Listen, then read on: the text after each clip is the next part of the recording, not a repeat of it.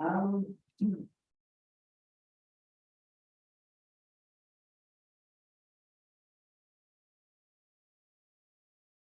Okay, Tina.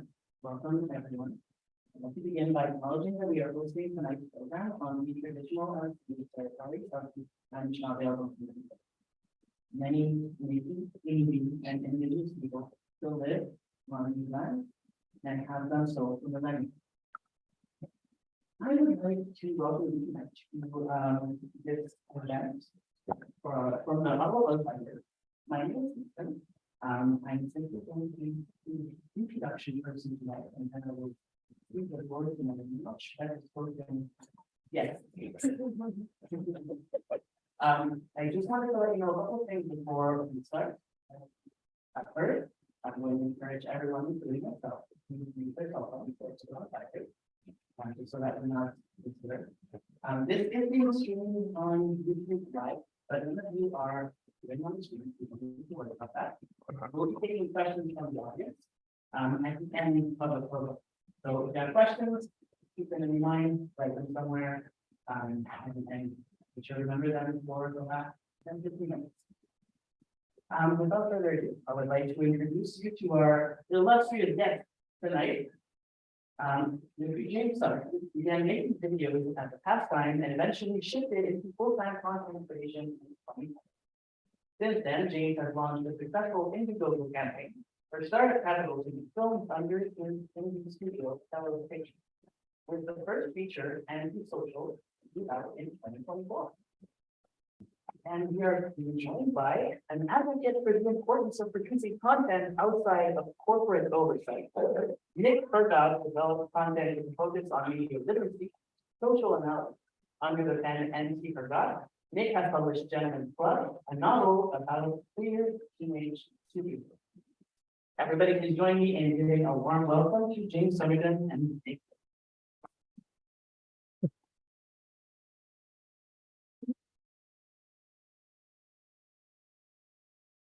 Okay.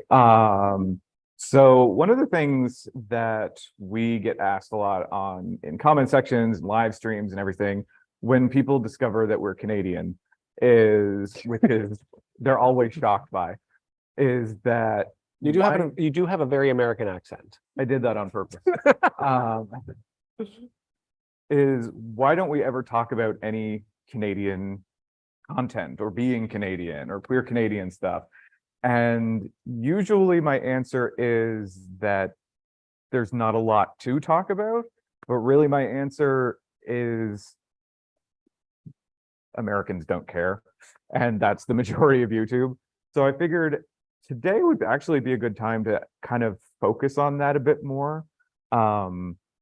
Because as Canadian queer content creators and in the process of becoming Canadian queer filmmakers, that's a very important thing for me is, there's, for me anyway, maybe I'm just completely underexposed to it, there's not as big a queer Canadian voice, especially in traditional filmmaking and in television and stuff like that, as there is from America.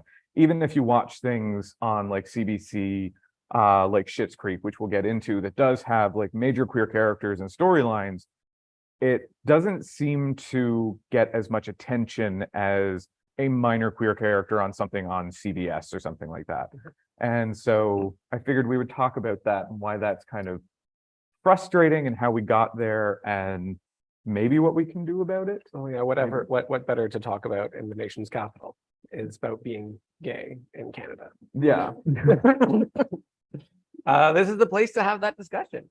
So this is something that James and I have regularly talked about on our own very frequently, is just this discussion about why, to use layman's terms, we know basically nothing about Canadian gay rights in general. We really have to struggle to kind of think about what we know and even do research where when it comes to American dates, or events and dates, we got that on the top of our head. Well, yeah, we can give you a blow-by-blow of the Stonewall riots, but ask us about queer rights in Canada. It's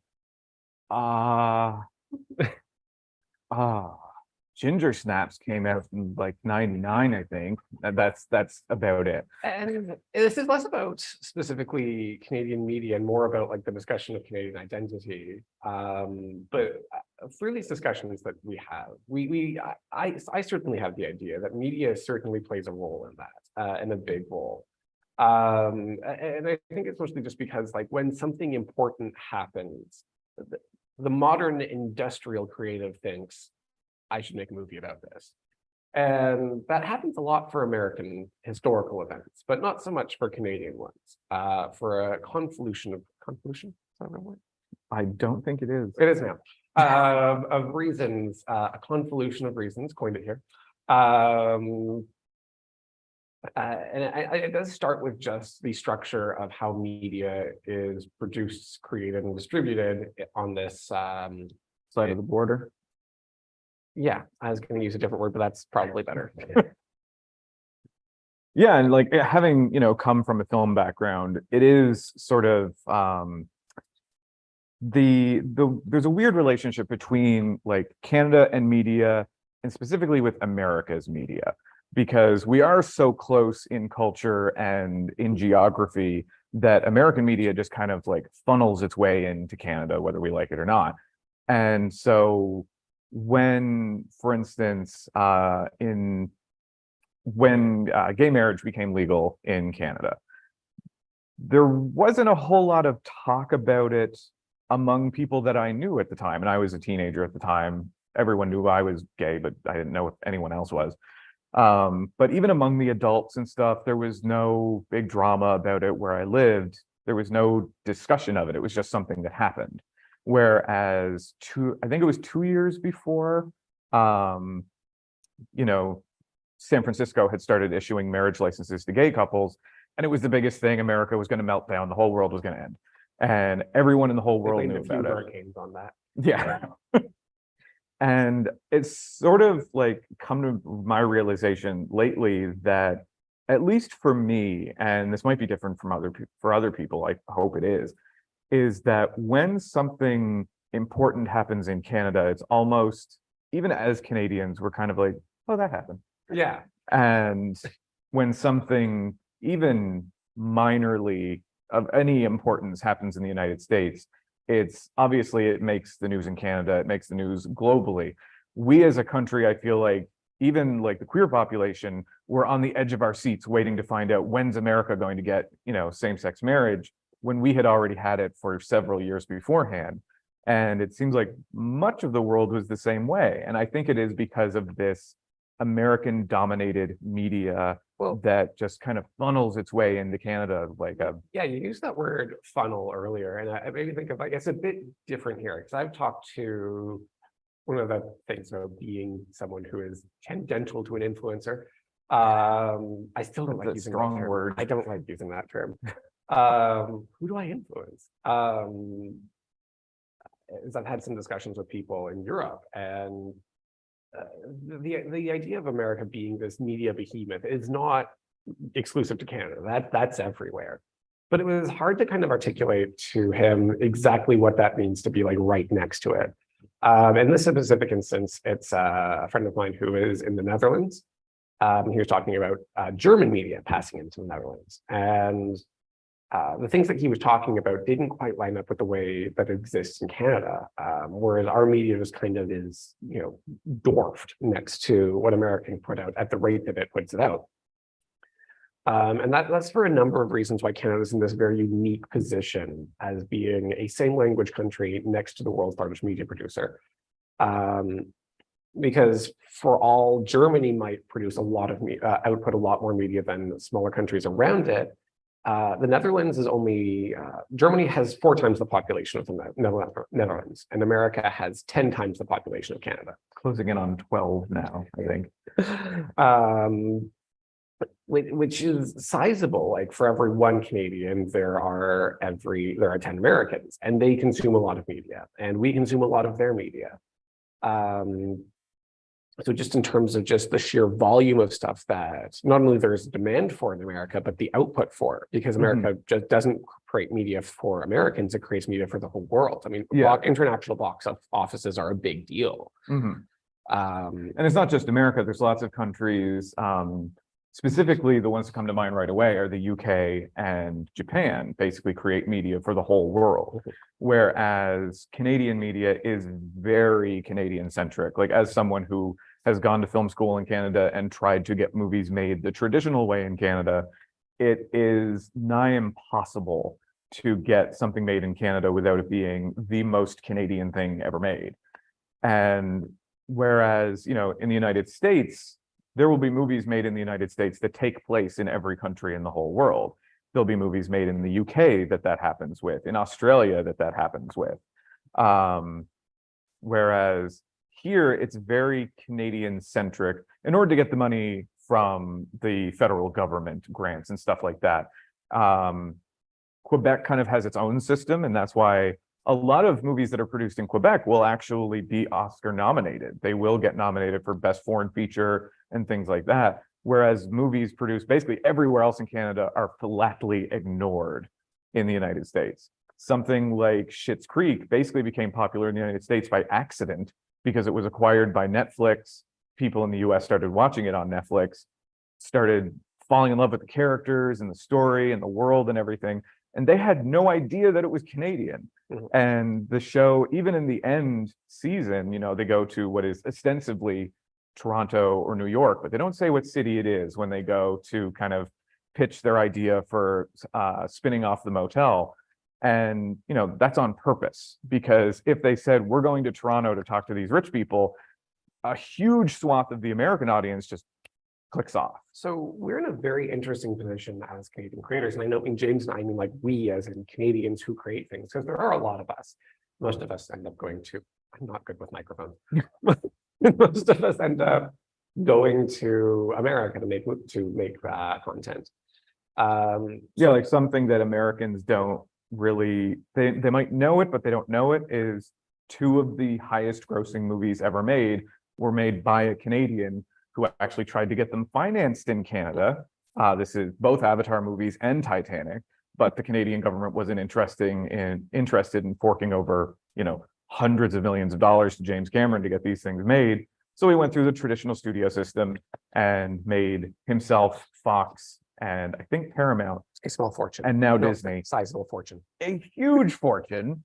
And the Canadian populace lost out on that. And we lost out on the ability to say, like, that's a Canadian movie, because although it was made by Canadian filmmakers, it wasn't Canadian enough. And so we're in this weird position where specifically with the film industry, the federal government does seem to work against. And it's that phrase Canadian enough that really bothers me, because one would assume that media content made by a Canadian would qualify as Canadian content, because it's content being made by someone who has grown up with the cultural sensibilities of this nation. We're many different people, but like across the country, like one of that version is Canadian.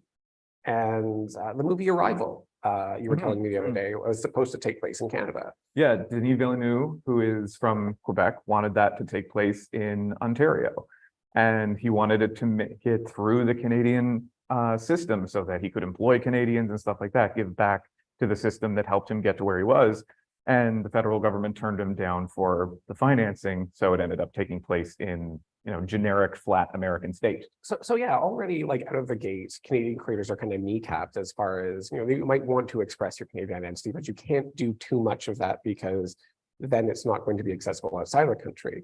But the only way to kind of make it accessible outside of this country is to make it more vague, which, you know, doesn't really fulfill the qualifications of wanting to express a sense of what it's like to grow up in this country. So there isn't a whole lot of way for Canadians to reinforce their own national identity, because content made here has to compete with content made in America, and they can produce more of it, and they have the infrastructure to promote it at a greater rate than we can promote it here. So Canadian identity kind of just gets swept under the rug in a lot of situations.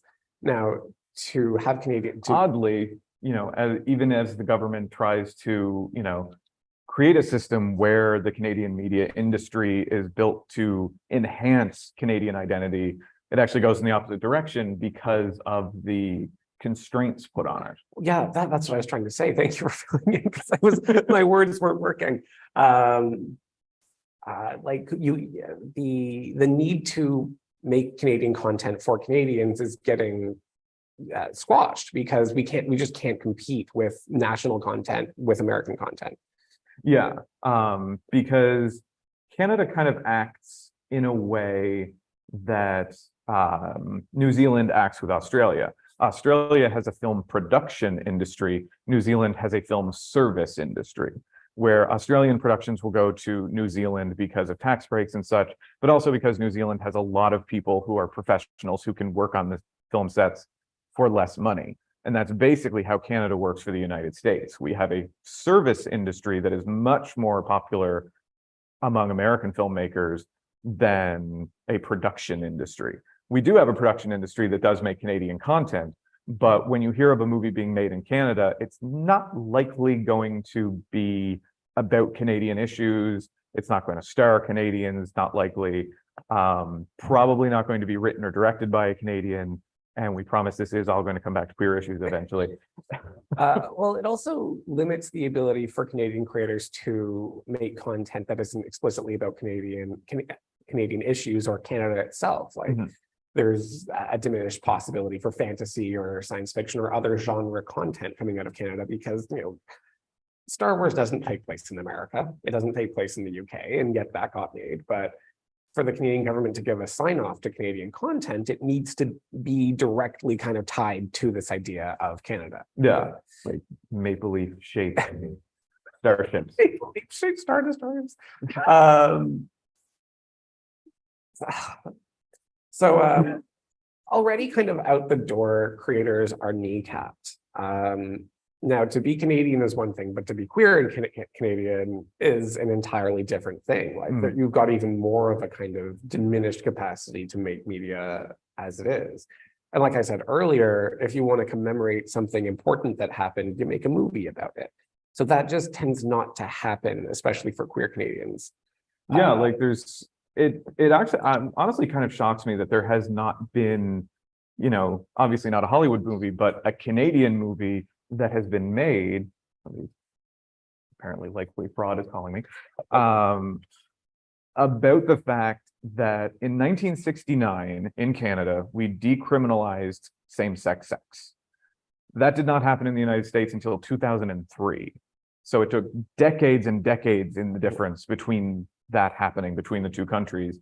But I think you would be hard pressed to be able, asking a queer person in the United States, like what year did, I can't remember what it was called now, Lawrence v. Texas, what year did that go through the Supreme Court? They can tell you it's 2003.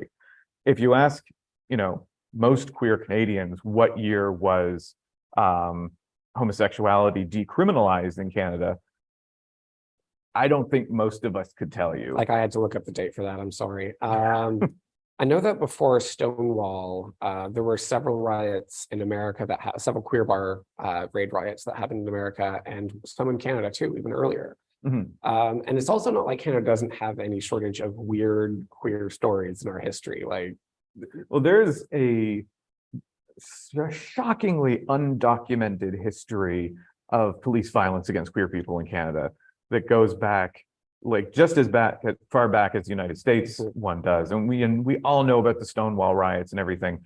We don't know about the riots that happened in Montreal. We don't know about the riots that happened in Toronto. And we don't talk about these things. And it might be that we want to kind of act like, you know, Canada is above it all, and that, oh, there are no, you know, big issues in Canada when it comes to, you know, like race relations and Indigenous rights and queers rights and stuff like that. Like, oh, we figured that out long ago. We don't have to talk about it now. Even like though it's like, no. There are interesting Canadian queer figures and Canadian queer stories, like the gay Scottish werewolf story. Yeah. Which I'm surprised that, like, I find it so hard to find information about that. But once again, like, you know, being in Canada.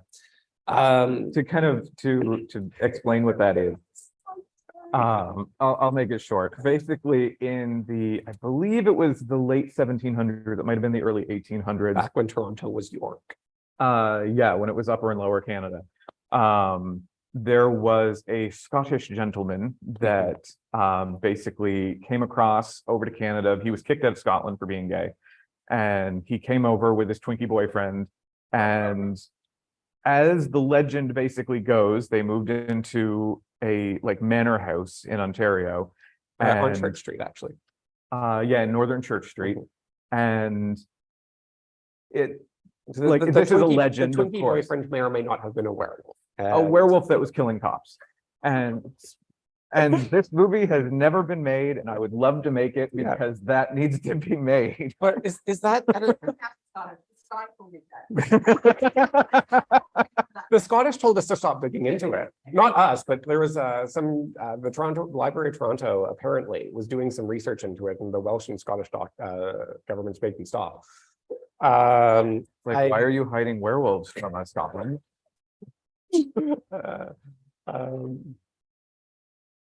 Especially with some circles that this fandom has, they're, please let us the werewolves. So yeah, there's story-worthy stuff happening in Canada, but you don't know about it because that doesn't get circulation, it doesn't get traction. And Americans, for some reason, just don't find this country interesting. Like, what, you don't like politics where all we do is talking? Jesus. Like, aren't you jealous of our talking politics? I feel like a part of it is our, as a country's fault that we do have these really interesting pieces of queer history in Canada that we don't brag about, we don't talk about. Like, every queer American will tell you the story of Stonewall up and down. They'll get it wrong about who threw a brick and everything. Who was the but they will that thought the people died at Stonewall? Oh gosh, I can't remember. But like, they will know that. And even those of us who do know these stories, if we want to tell it, it's very difficult for us to tell it. Besides like Nick and I making a video essay about it that has, limited reach because YouTube just does not like queer stuff. But, that's kind of something that, recently we have discovered, oh, there's an audience for queer stories with things like Heartstopper and Red, White, and Royal Blue and things like that. And it's like, oh, people actually like these things and we'll watch them. And then we're sitting on this trove of historical stories that are real life things that we're just like. And so that becomes the issue because America, the world's largest media producer, doesn't have much of an interest in Canadian topics. Canadians themselves don't seem to have much awareness about Canadian history or Canadian topics or Canadian interesting stuff, unless they explicitly dig for it, because the only thing that's taught in Canadian history classes is not the interesting stuff. And we do have that.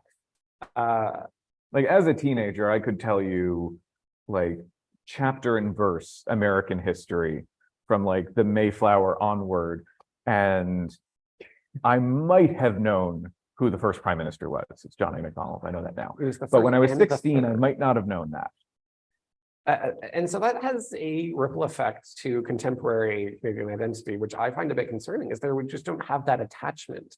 And even worse, where we kind of mistakenly, and I'm very guilty of this, we mistakenly co-opt American rights and American identity into being part of our own personal identities.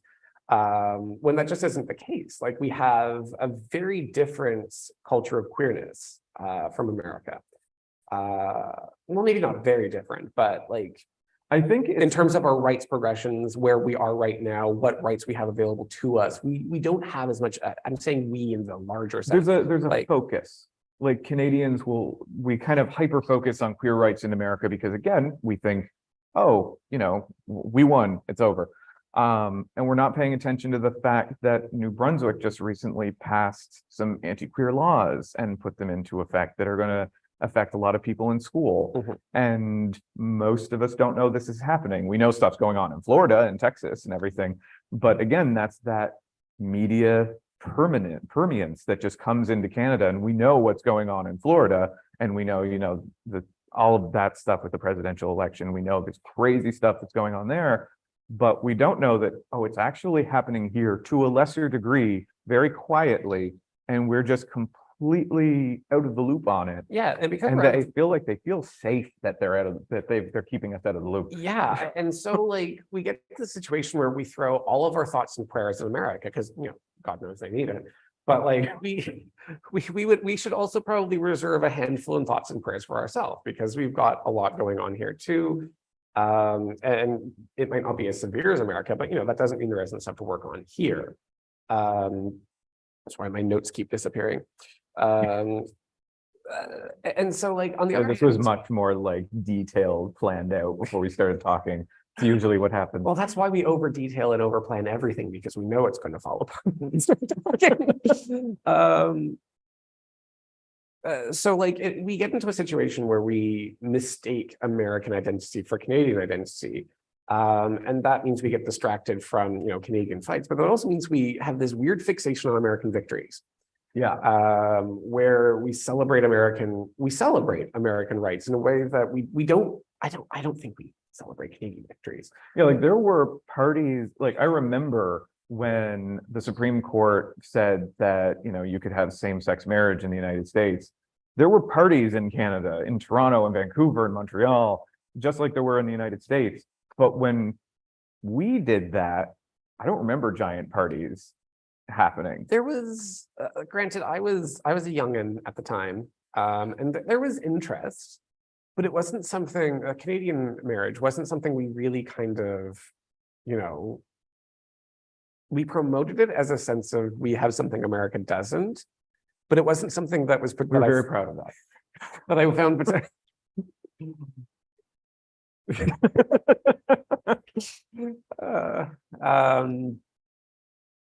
And started that slew of weird American movies where gay couples went to America to get married. Remember that? A lot. That was an era of like movies and television where that kind of happened. Yeah, like well, that happened. The first time I remember that happening was on the TV show Queer as Folk, which was actually a Canadian co-production that never gets any credit for being a Canadian I co-production. forget that every time you mention it. Points in case, everyone.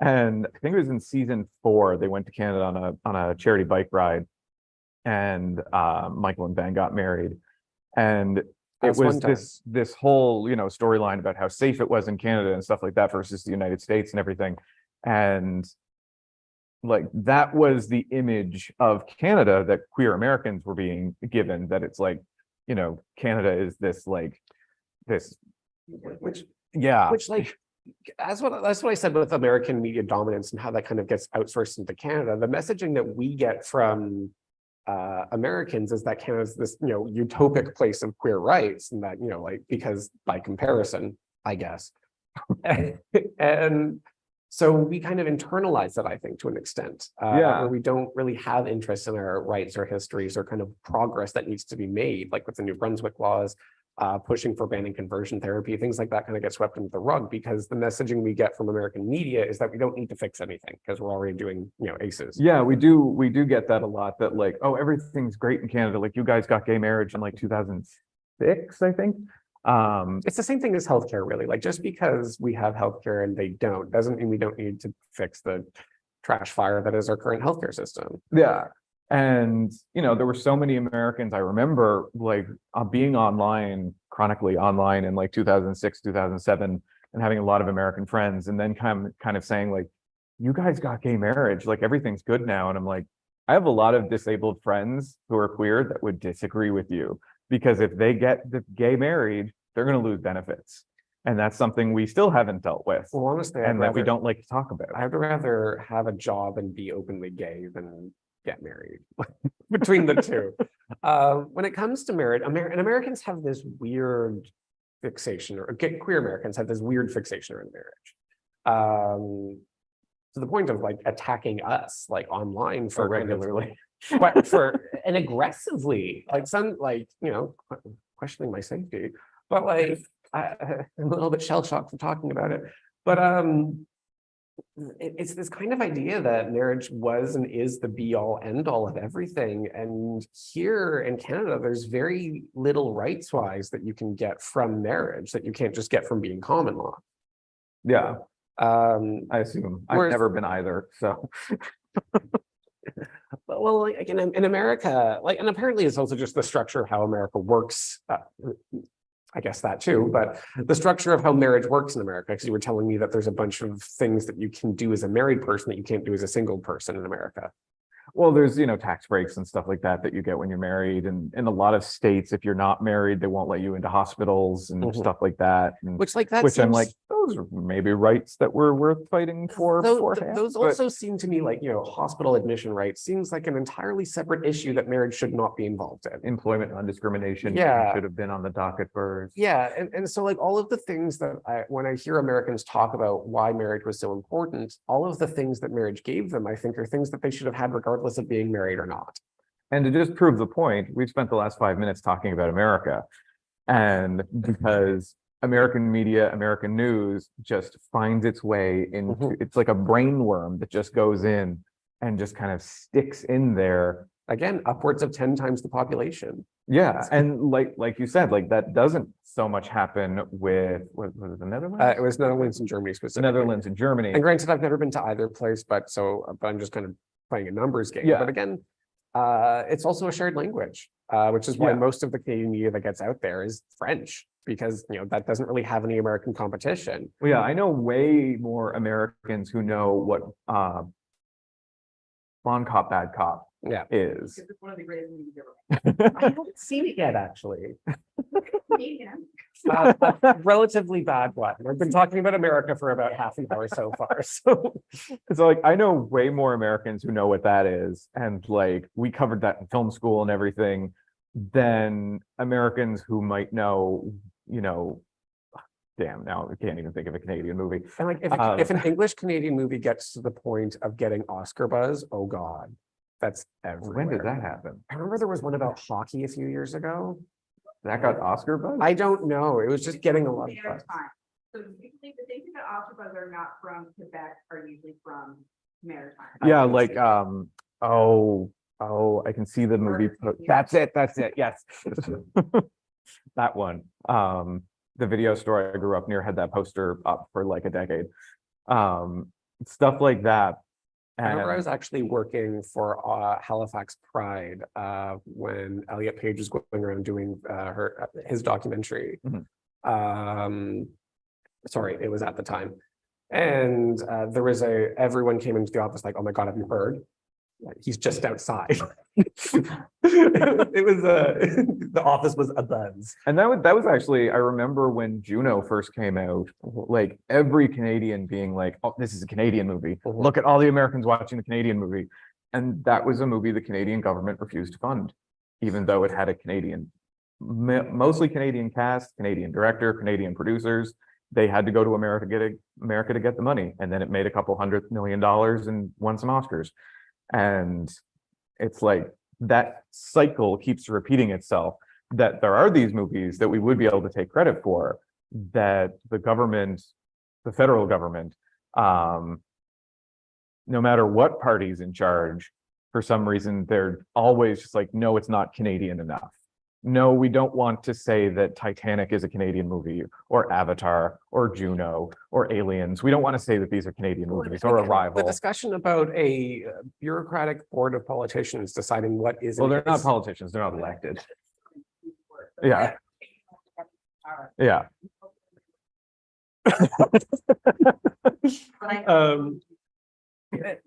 Yeah, and I don't like it that group of people, because like that's a board. There's no personal accountability for that, because if one person is held accountable, they're replaced, but the board itself does not change. The policies do not change. And I mean, they're even currently trying to put into effect things that will make it harder for Canadians to see Canadian content on YouTube, because their thought process behind it with these bills, these Canadian heritage bills that they've recently passed, that are trying to basically bring online media, give parity between online media and television, is that, they want more Canadian content to be put in front of Canadian eyeballs, is their thought process. But what is actually happening is they're like, okay, Facebook, YouTube, if you don't do this, we're going to fine you. And so YouTube and Facebook are like, okay, well, we're just going to not show any Canadian stuff at all to Canadians. And I've seen it like on my computer that like I've clicked on a CTV news video and it's like, this is blocked in your region. I'm like, what? Yeah. How is it blocked in my region, but not in America? And so it's this board of, largely anonymous board of people who are deciding what is and is not Canadian content. And we don't know what They're not anonymous, but most people don't know who they are. well, I mean, it's the policies. I'm more spiritually Spiritually. and so it's this group of people, and they're deciding what isn't Canadian enough, rather than me looking at the reboot television series that's made in Canada, that was made by Canadians, therefore it is Canadian, and showcase excellent Canadian digital animation in a period of time when George Lucas couldn't get Pixar off the ground because he didn't think there was any money in there. And so we're in a situation where a sense of Canadianness is a set of quantifiable elements about, checklists and representations Amount of beavers. rather than, as the checklist goes. It's there. I was shocked to learn, very shocked to learn that the checklist is real. It wasn't just a joke. And it is exactly what you think it is, only with more things.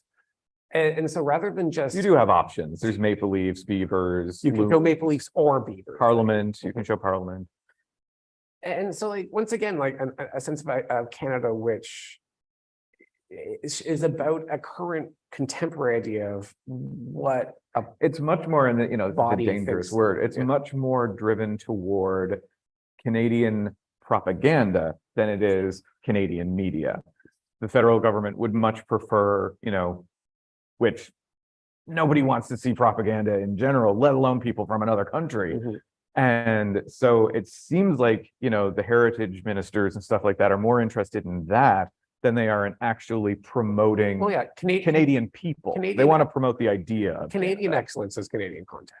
That's what I think, because and Canadian excellence are movies like Arrival and like things that Denis Villeneuve has done and James Cameron and like these amazing actors that just leave Canada because they can't work These here. actors, creators, they got their education in Canada. They got their cultural sensibilities in Canada.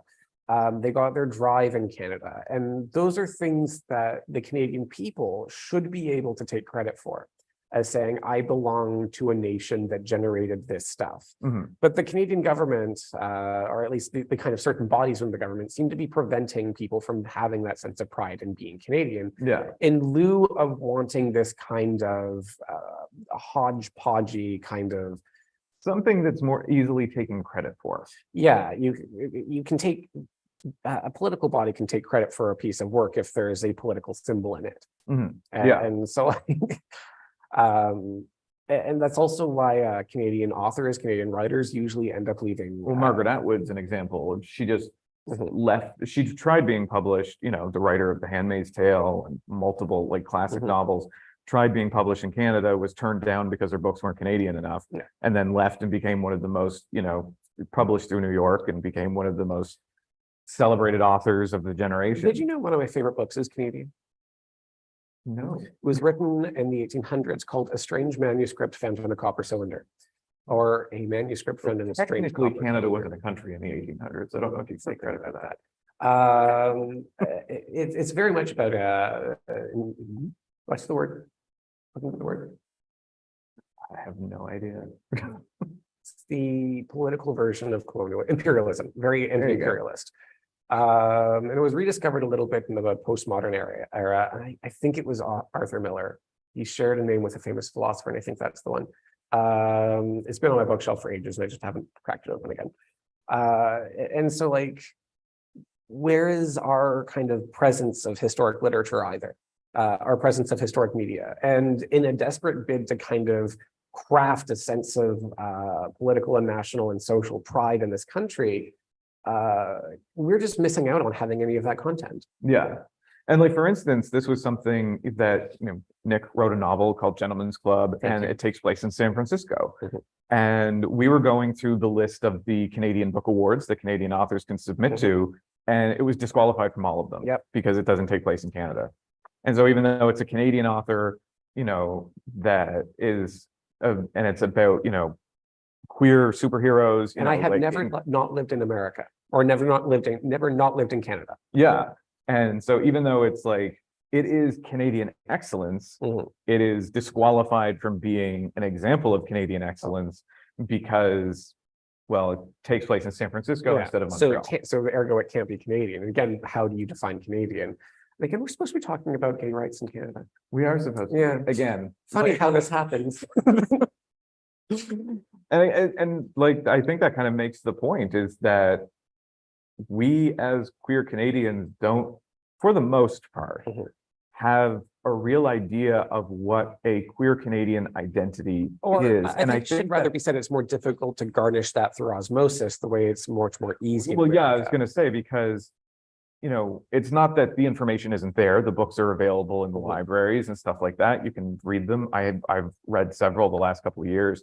But It's just that the media that people watch the most, TV shows, movies, that's not there to kind of say like, there is a queer Canadian history that you don't know exists. Well, yeah, like most people have their sense of Canadian history, not from Canadian movie or Canadian contents, Canadian movies and Canadian content, but from those like little mini like 5-minute house historical heritage minutes. There we go. We get it from those. The We don't- basketball commercial. yeah, and instead of having mini series or made for TV movies or even full movies, and maybe we do have those, but they don't get promoted either next to American media. We just there isn't that much sense of the government wanting to push that along and push that out, and specifically push that outside of Canada. Yeah, and the thing that like it doesn't confuse me because I know why it doesn't happen.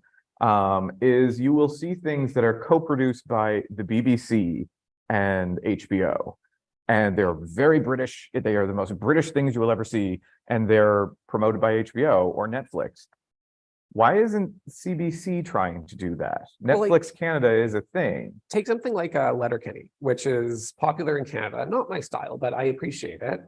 And it doesn't have much traction outside of Canada, Mhm. even though it has a very similar cultural sensibility to that kind of dry Adult Swim type humor that you get from a lot of American like indie comedy stuff. Mhm. So by just a numbers game, it really should be more popular than it is across the border. Mhm. But because it's explicitly Canadian, it doesn't seem to have that kind of grab.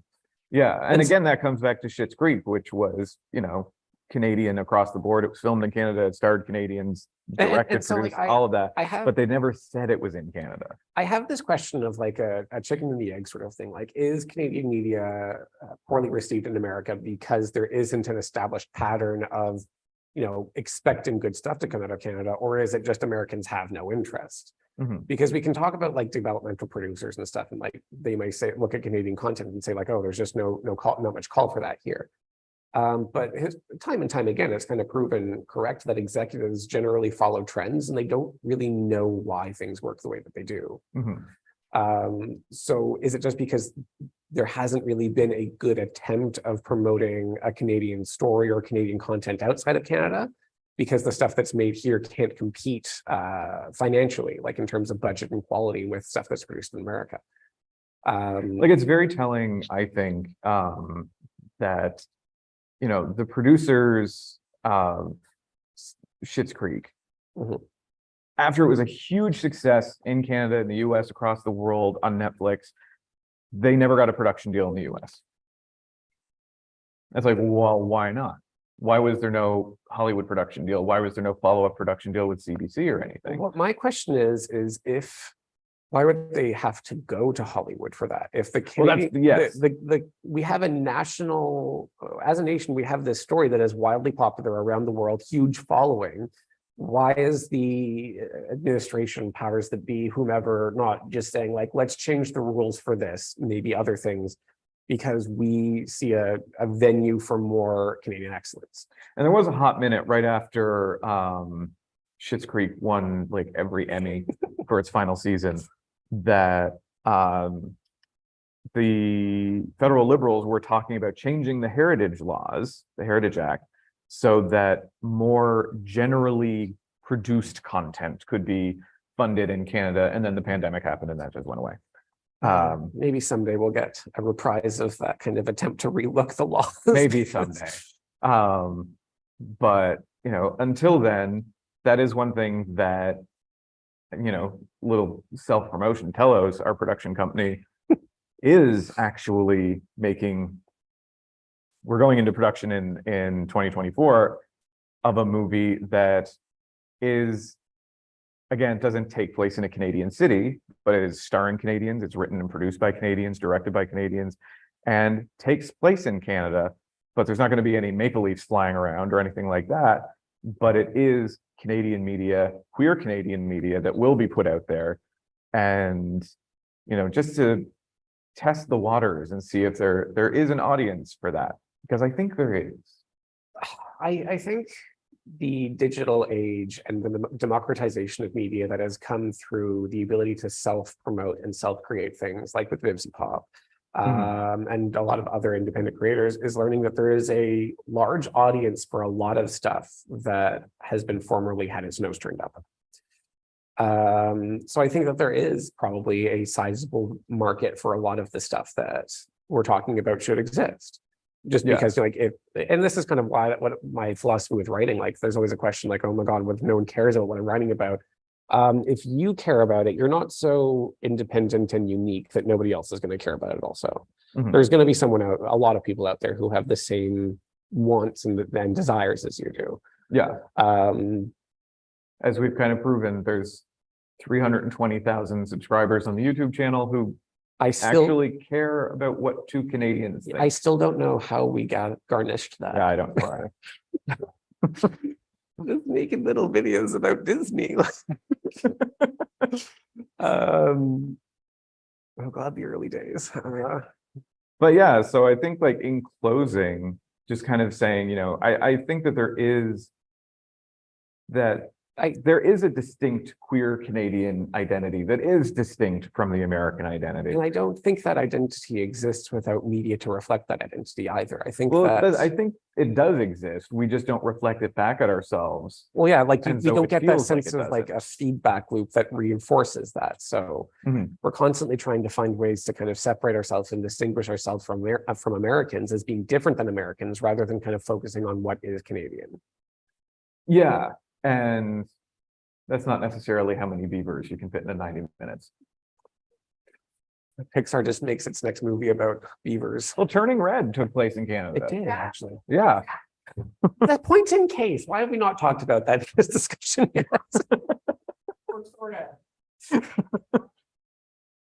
Yeah, exactly. Instead of New York looking like Toronto.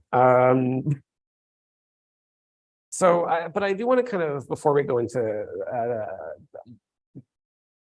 Question time? that's the word, question time, sort of reiterate the point that, like we're not Americans. We have a different collection of laws, rights, protections, and different identities. And it's important to not get so enwrapped with American politics and American identity that we lose track of where we are at now. Like at the same hand, we can't compare ourselves against American victories. We can't compare ourselves against American failures, but at the same time, we can't put Canada on a pedestal. Yeah. Like we still got our own work to do, and we're not America, so we need to focus on what we need to do rather than how we have it good compared to America. Or because Canadians, as a country, we do have a whole lot of work left to do. And looking at America via American media and saying, well, we've got it good compared to them. That's how we make no progress or regress. Regress is, that's the direction. Okay, so so I guess that's that. We rambled a lot, as I'm not shocked at all. So does anybody have any questions? So you were talking about facts of like how we don't realize things are in the context. There's a trend going around with TikTok a couple months back of like every song Canadians growing up know, and you don't realize the song growing up, you hear it on the radio. Yeah. Play, Fruit, by Magic, all of those things. And I think that's one of the places that radio is one of the few places that work. What do you think about the fact that you can't have those things, or kind of two questions. Why can't we do that? Why are we not successful in other places in media?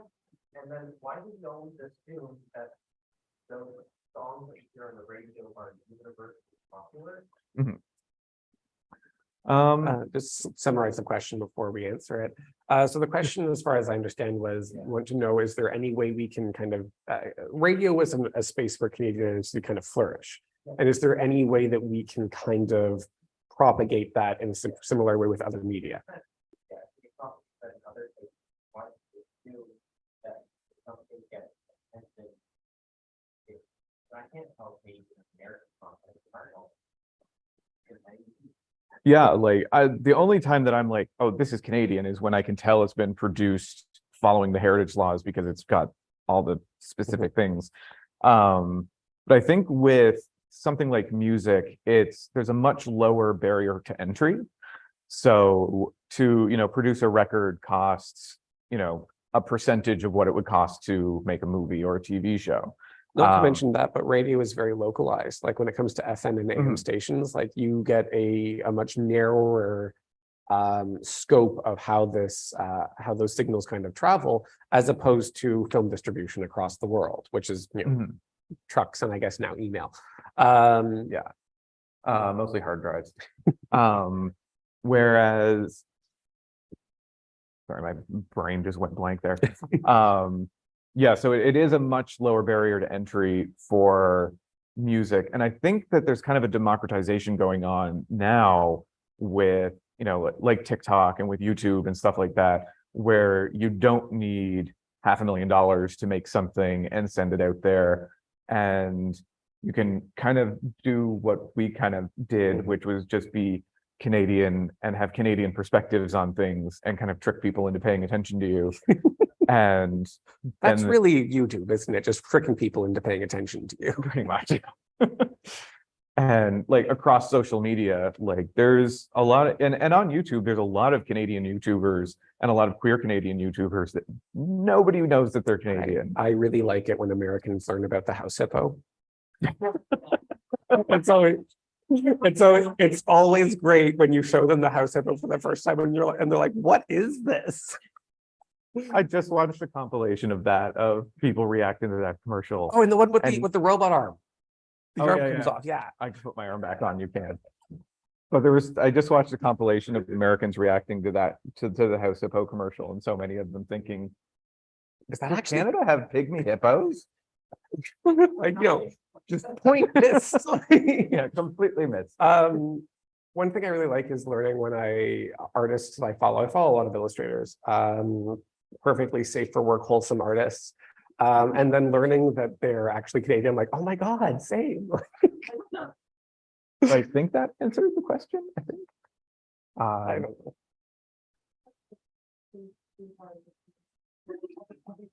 Okay.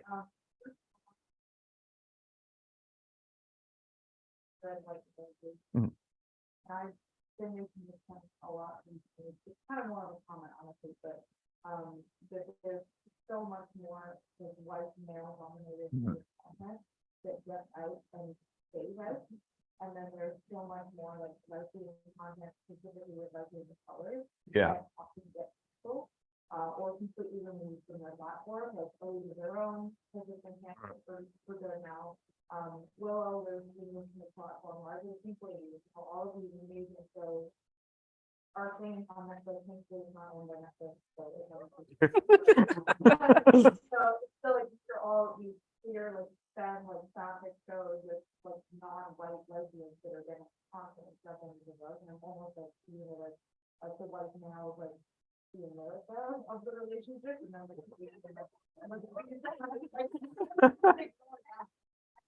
so much to see that. Honestly, I really wanted, I really love to see on this more content and like talking about those shows that there's a lot and just like analyzing, the facts of them, because I really love your videos. I would love to see talk more about those shows. And then my other question, like my proper question, I guess, was totally unrelated, but here kind of like, if you guys had, either of you had like a ring and speed moment from the musical Fun Home, of like recognizing like a queer elder and like what every young kid and like, oh, I know you were a talk to you, and like my first inkling of when you knew you were Okay, so to just summarize that, it was first a statement kind of questioning the ways that white queer, what the white, specifically White gay gay man. male identity dominates a lot of the mediascape and stays around. Whereas other identities, and especially I want to kind of elaborate that other people of color are also kind of ignored and kind of pushed away. Like I'll get into that later. And then the second one was a question about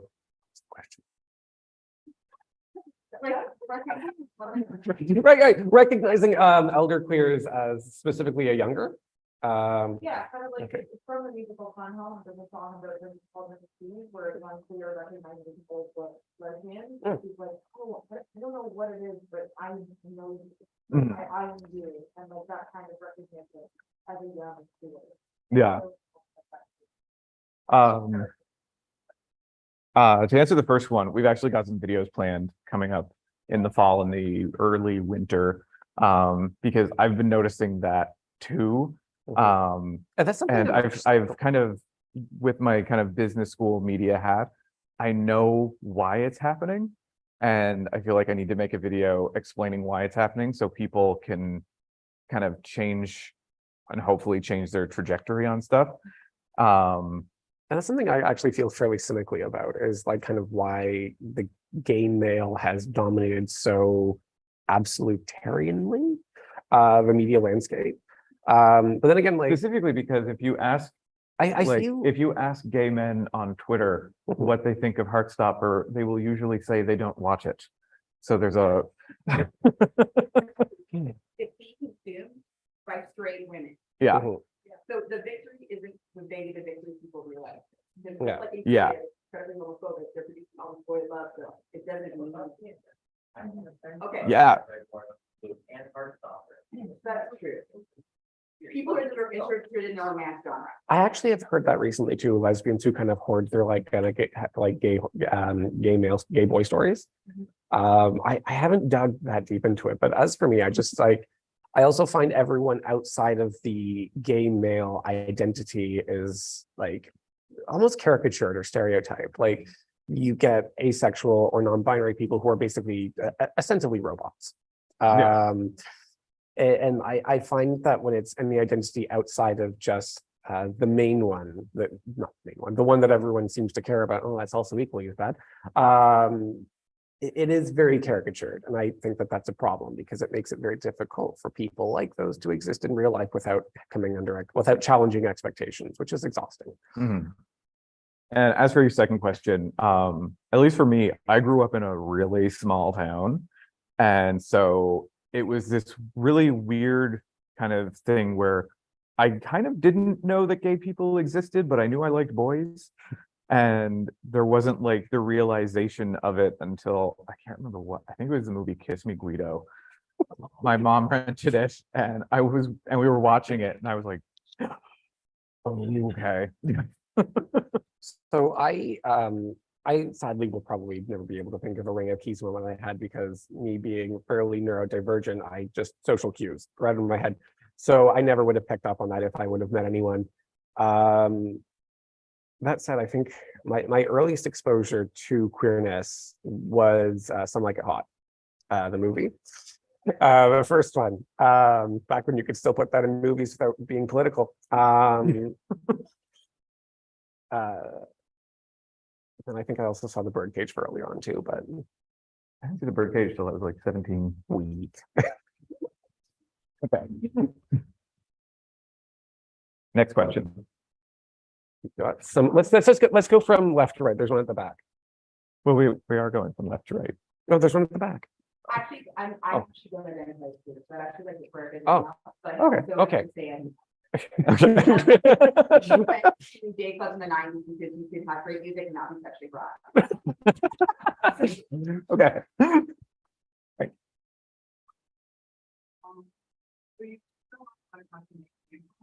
Mhm.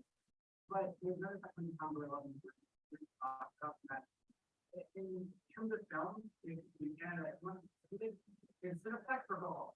Yeah, yeah. Yeah. We actually were talking about that, like not like last week or something. Yeah. So It's- was that the question? Okay. So the question was discussing like the other aspect of Canadian film distribution, which is There's the basically one place to be distributed. one place to be distributed. Whereas in America, you have, I mean, just in like a block on New York City, you have 5 different theater chains. Whereas Cineplex basically has a monopoly in Canada. There are some like small art house theaters which will show like second run movies and stuff, but like They're going away.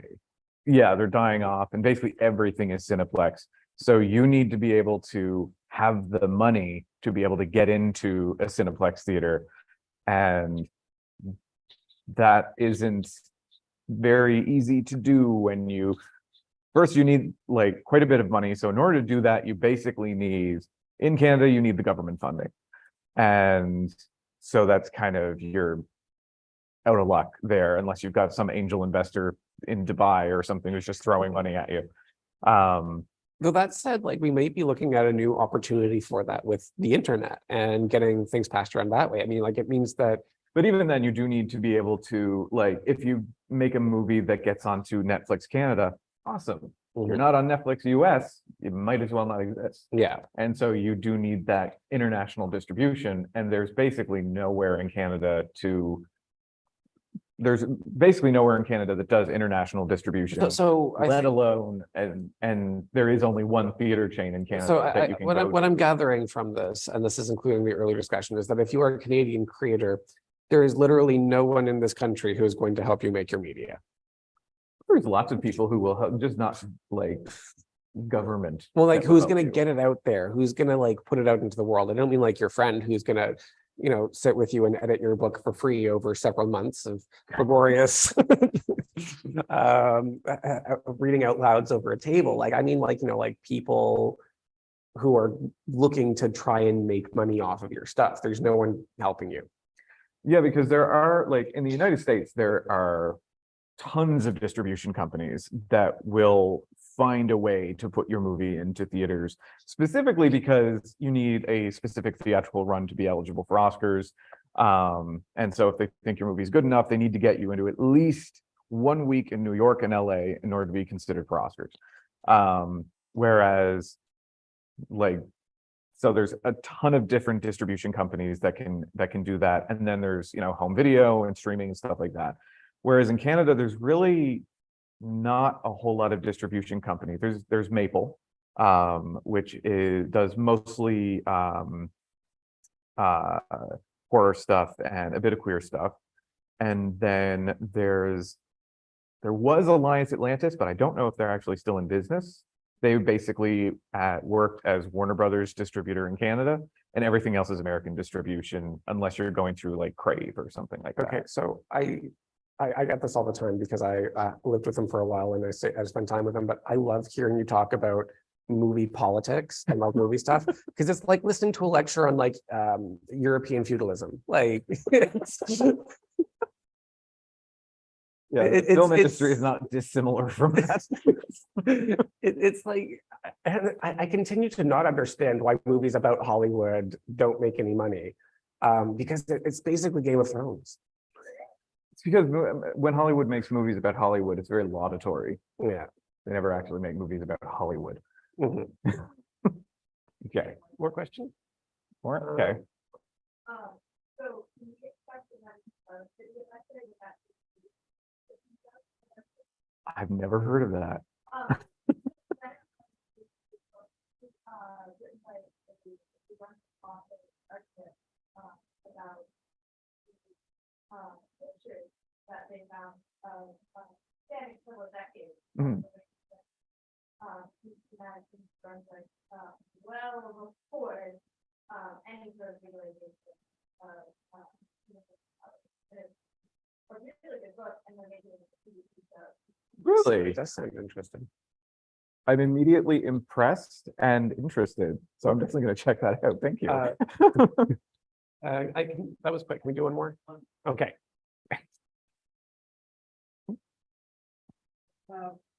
We talked a lot about the how the history, the shadow. You're good at apologizing. Yeah. everything is hypothetical. Mhm. I wonder if other thoughts if the effect that other about keeping stuff under those laws, or like, we're just not gonna remember the night for anything that's like tragic or like, we don't want to consider that acceptable. Mhm. Very good dramatic example of all these graves that were found. Yeah. A couple years ago. Now, everybody's surprised, but it's not like this is news. Yeah. Are good at like not thinking about it and forgetting. Well, it's like so the question was about the contradict not the contradiction, the contrast of American mythologizing their history, which I like that word for The good and America. bad. Like Yeah. America will talk about the bad stuff. Yeah, whereas Canada just sweeps everything good and bad under good and bad under the rug. Yeah. Mhm. And you're right about the graves, is that it's nothing that you hadn't already heard about if you weren't listening to the right people. But like it's like you had this very visceral visual symbol of something that had been happening that there wasn't even really a denial, it just wasn't paid attention to.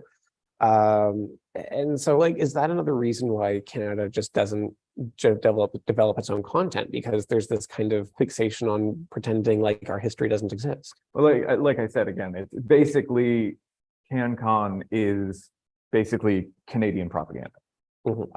It is like a very nice word for Canadian propaganda. Not all of it, some of it's actually really good, but most of the stuff from the government is that the government will fund is very laudatory of Canada. And so, talking about the native school children and the graves and the stuff like that, even though that's something that is like, what, I think Americans and, British people and everyone around the world, that's something they'd be interested in knowing.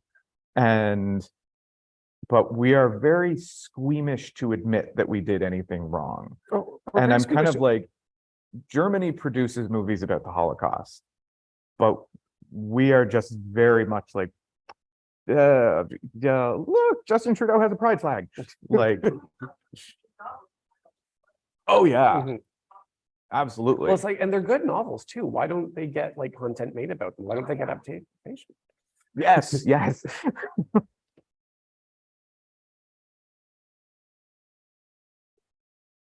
Yeah. Of the 90s. So I was literally just like, we're not ending it and not talking about Kids in the Hall, because again, I grew up and I was young, and so Kids in the Hall. So again, also I realized part of it's generational. Like I grew up at a time where there was no social media. All we could watch was TV. We had very limited. So we actually were constantly consuming Canadian content, and we constantly knew what was a Canadian group, because like, they're Canadian, they're Canadian. Like we were always doing that. And I realized part of it is a generational thing. As soon as social media, like everyone that lives in a bubble has no idea that anything's anything, because no one knows anything's anything anymore, because everyone's doing their own thing. But Kids in the Hall was so, I mean, the stuff they make now is not great, but Kids in the Hall, I think you forget how revolutionary that was. Yeah. That's that was the States. How when you think about a comedy troupe that had somebody who's so openly, Very openly.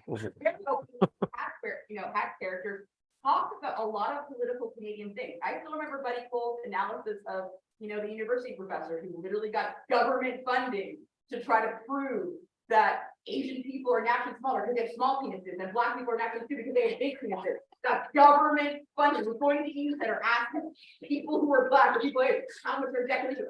But Western people. So not only was it political, it exposed us a lot to really serious issues happening in the country. Like Kids in the Hall at its time and its prime was so amazing. Even like, I mean, they had the whole segment of screw you, taxpayer, because like, why is this being funded by the government? Like, I mean, like they had so many things. So I realized part of I have different opinions on things because I've watched this very closely, because I'm somebody who does anti-racism training and anti-oppression training. This issue of history, I think, is very, very deep. But also, I'm somebody who grew up, we watched so many things about Indigenous communities. a lot of things are still being produced. It's just that no one knows because particularly now, partly generationally, for whatever, we don't actually consume what's being produced. So it's like, again, part of it has to be like, so for example, like when I'm thinking of really interesting content that's actually been popular abroad, I'm thinking Baroness on Sketch, which is like the closest thing I've seen to something that's like Kids in the Hall, but also has like such, again, female content. Or sort of, which was hilarious for me to watch as a Canadian. I remember just watching and being like, why don't you recognize the showrunners? I'm like, wait, they're friends with my best friend. Like, and then like, but it's also, I love sort of, because again, like there's so many things that are just true about the Muslim community, like for the Asian Muslim community, but also like, it's so Toronto. And so many things get filmed in Toronto, they're never Toronto. Yeah. Right. And that's what Well, like I said, New York looks a whole lot like Toronto a lot of the time. because we watch so many things actually filmed in Toronto. Or like, I mean, I don't know how many people know how many Lifetime movies are filmed this year. No. It's an industry. It's a whole industry. The Hallmark movies are filmed here. Yeah. Not in Perth, in Carleton Place. So. Perth doesn't let them. Perth is very stingy. But- Sorry? They actually, sorry, actually, one of the things, is- and actually goes back to music, the music is not controlled as much Yeah. Mhm. as both because of the financing, but part of it is actually, if you look closely at everything, including music, our food prices. This is a highly monopolized country. Yes. Yeah. Right? And so that's why the Cineplex thing is actually way more serious than you think. And then when you're talking about Canada, I'm sorry, the bigger. Well, just look at Bell. Like especially. So, but the Canadian is why I was shaking my head, like, but English Canadians don't watch Canadian films. And when I thought about it, I mean, I love them all, but when I think about like the films I had to watch that I knew were Canadian, like in the 80s and 90s, I was like, these films are such pretentious art house crap. And like, I love my pretentious art house crap, but like, it was bad, except Anton films, right? I love, which, so when you actually start looking close to this justification around the Canton, I don't actually believe that. I think the reality is that a lot of times people are making stuff that's not necessarily very accessible, or not a lot of money being produced, which I actually think, maybe because I just lived my whole life in such a government town, is because I actually do think our country doesn't necessarily want us to have more complicated conversations around things. Mhm. So for example, if you look at the situation with like Quinceañeras, for example, that literally won awards in Korea. Yeah. I don't know if people know this, but like they don't give awards easily there, okay? But it was the last one was cut off because of such ridiculousness, related to PDC and the whole Toronto, the deeply incestuous Toronto industry scene. So I think some things have to do with partly even the incestuousness of a lot of things. So much is like little empires, little people. Yeah. But another issue is also, do English-speaking Canadians want to consume Canadian stories? Because part of what you're talking about is also people need to want to see Canadian stories for Canadian stories to be consumed. If so many Canadians don't think it's important to do that and aren't even really interested in their history, because part of what I was listening to, I realized that because I'm not white, I've actually sought out so much more Canadian content and literature because so many people who are not white are also queer and produce all this like content in Canada. But if you're not from those communities, you're not seeking it out. Like it's because we seek it out. Right. But I do think a lot of your average Canadian, is not seeking it out. They don't have a sense of not being represented because it was like, well, it's what a bunch of white Canadians do. Something the same as watching a bunch of white Canadians do something as white Americans. You don't see that. You don't seek it out. It's strong, like flourishing. It's amazing. There's a starting like interest for it, to the extent that it also gets distributed in Europe. But also, I don't want to go to tangent, but our burgers are awesome. And when it's our burgers, no, seriously, and again, I think that come back to the queer situation. Our burgers are amazing and so interesting. And again, I love watching because Quebec just makes so many things. Like at one point, like they just had this whole thing, this whole thing is about murder. At one point, there's murders happening in Quebec, and I'm like, murders are happening in Quebec.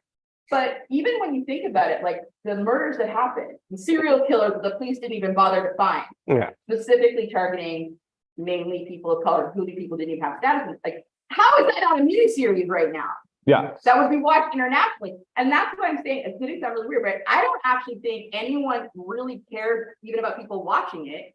And part of it might just be the nepotism of just a lot of people who are not very diverse, don't understand how people watch things. Because I would say a lot of these stories are great if you write them up, but also particularly stories that involve people who are not white. So basically something you can't get from America, like the Kensivian situation, like the sort of situation, Yeah. are actually going to make a bunch of money internationally. Mhm. But I do think there's a lack of will, not just because they don't want to finance it, because they actually, the people making decisions is such an incestuous group of limited amount of people that they don't actually want to do that. I think that we are sitting on the precipice of like 15 or more very serious media related problems. And that's why I have such a hard time having these discussions, is because it's like, okay, which one do you focus on? How do you talk about how they all interact with each other? And so when it comes to, I really like what you said about, you said a lot, but what you said about the way that there isn't an interest in it, or like, you know, the powers that be don't want to push that, and they don't want people to think about that. And the thing about propaganda is Pulp Fiction versus Forrest Gump. Yeah. Who talks about Forrest Gump these days? You have one movie that is basically celebrating American identity to the point of fetishization, and another movie that is challenging America and the concept of America in an incredibly subversive way. The good stories are always more subversive. They're always more challenging. When stories conform to existing narratives of power, they pass off for propaganda really easily. So, of course, a body within the government that their sole mandate is to promote the objective of the government isn't going to approve stories that challenge the government or the establishment powers, because then that would be approving its own defeat.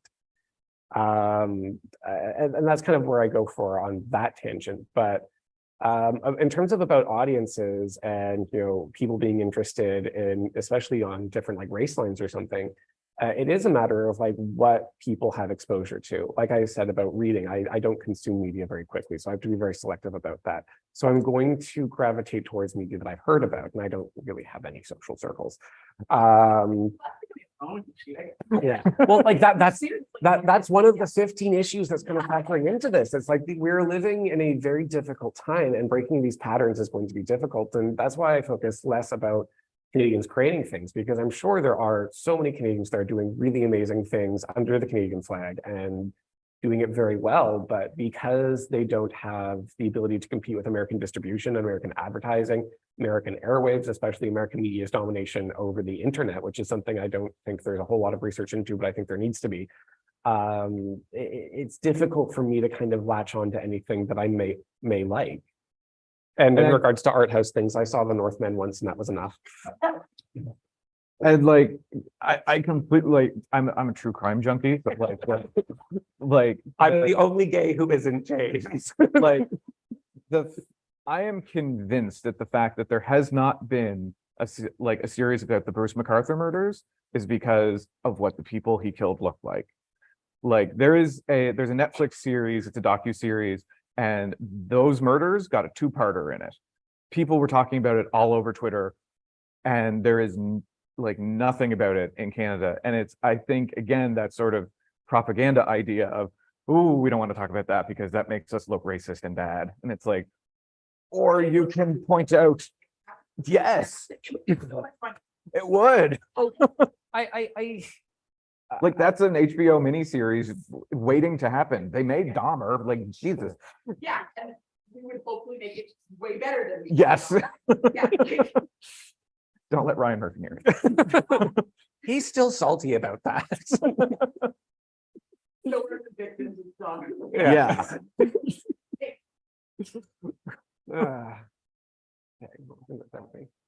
Sorry. I'm sorry, I don't remember. It's gone on for another hour and a half. Mhm. I would have enjoyed that, but unfortunately, we are on schedule here. Mhm. If you enjoyed this discussion, I'm going to invite you, website right here, library.ca. On Friday, in this very room, we are having a completely free showing of Enter the Drag Dragon, which is a 2023 completely independent shot in Ottawa movie about a drag queen who is detective kung fu fighters who takes on the mob and some zombies and also a mummy. It's a fantastic movie. I saw it at the premiere in February. Canadian excellence. Canadian excellence, 100%. Funded by the government? Absolutely not. Would actually be so, like, anyway, So I hope to see you here, Lee, and Q&A with the cast and crew, so it'll be super awesome. Bibliolibrary.ca to register. And I hope you enjoyed this discussion. I think we all did because I definitely could have gone on much, much longer. Thank you everyone for your amazing questions. Sorry that we couldn't get to all of them. Thank you so, so much for Nick and James for this amazing discussion. It was fascinating. And if you want to revisit it, the recording of the session will be on our YouTube channel. Right, so thank you so much. And some fingers on the way out there. Have a great evening, everyone. Thank you, everyone.